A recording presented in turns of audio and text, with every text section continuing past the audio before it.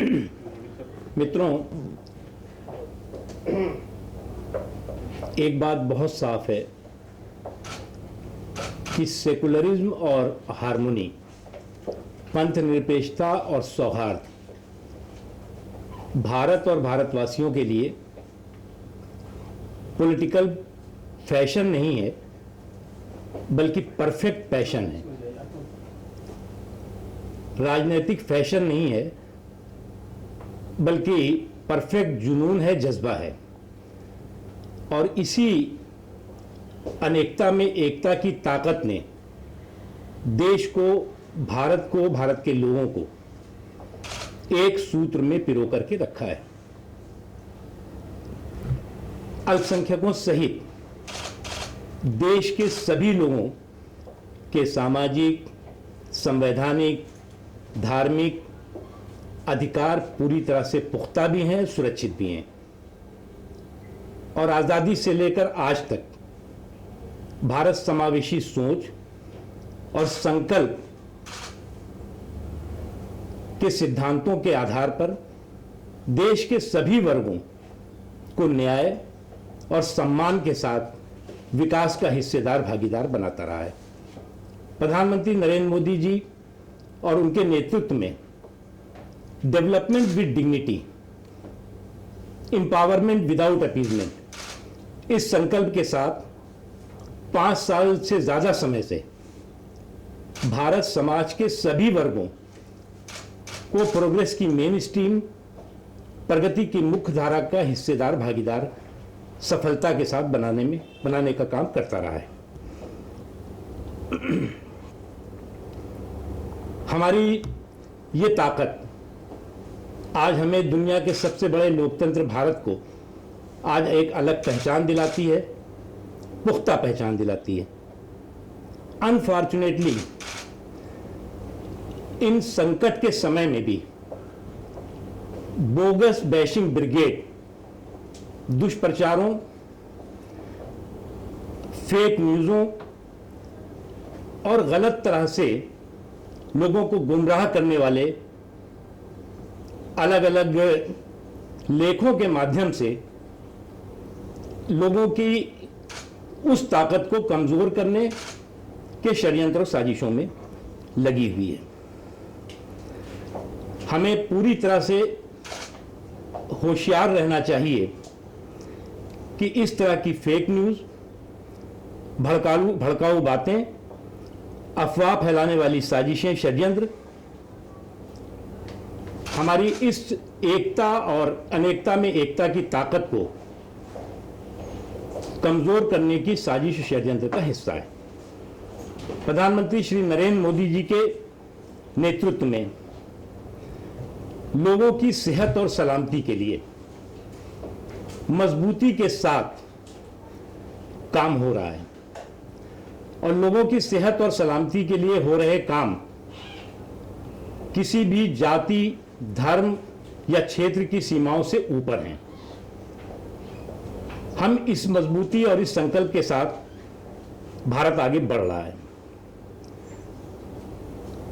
मित्रों, जैसा कि आप जानते हैं कि 24 अप्रैल से रमज़ान का पवित्र महीना शुरू होने जा रहा है और देश के सभी धार्मिक धर्मगुरु, उलेमा, धार्मिक संगठन, सामाजिक संगठन ने एकजुट होकर के देश निर्णय किया है और अपील की है मुस्लिम समाज से कि रमज़ान के इस पवित्र महीने में हम इबादत, इफ्तार, तराबी या और भी जो रमज़ान के महीने के हमारे धार्मिक कर्तव्य हैं, उनको हम अपने घरों पर ही सोशल डिस्टेंसिंग का ध्यान रख करके उन कर्तव्यों को पूरा करें। लगभग देश भर के उलेमाओं, देश भर के धार्मिक संगठनों, सामाजिक संगठनों ने एकजुटता के साथ इस दिशा में फैसला किया है। पिछले दिनों हमारी भी 30 से ज़्यादा वक्फ बोर्डों के चेयरमैन उनके वरिष्ठ अधिकारियों के साथ वीडियो कॉन्फ्रेंसिंग के जरिए बातचीत हुई थी और सब ने रमज़ान के पवित्र महीने में मस्जिदों, ईदगाहों, अन्य धार्मिक स्थलों, सार्वजनिक स्थलों, व्यक्तिगत स्थलों पर भीड़ भाड़ के साथ किसी भी रमज़ान से जुड़े हुए कार्यक्रम को न करने का फैसला किया है। और वक्फ बोर्ड के लगभग 7 लाख से ज़्यादा मस्जिदें हैं, दरगाहें हैं, ईदगाह हैं, सामाजिक जगहें हैं और भी स्थान हैं जहाँ पर कि रमज़ान के मौके पर नमाज और अन्य रमज़ान से जुड़े हुए कार्यक्रम होते थे, वहाँ पर भी उन्होंने उस कार्यक्रमों को न करने का फैसला लिया है। और ख़ुद मुस्लिम समाज ने स्वयं आगे आकर के ये फैसला उसी तरह से किया है जिस तरह से शब बारात के दिन सभी ने फैसला किया था कि शब बारात के दिन कोई भी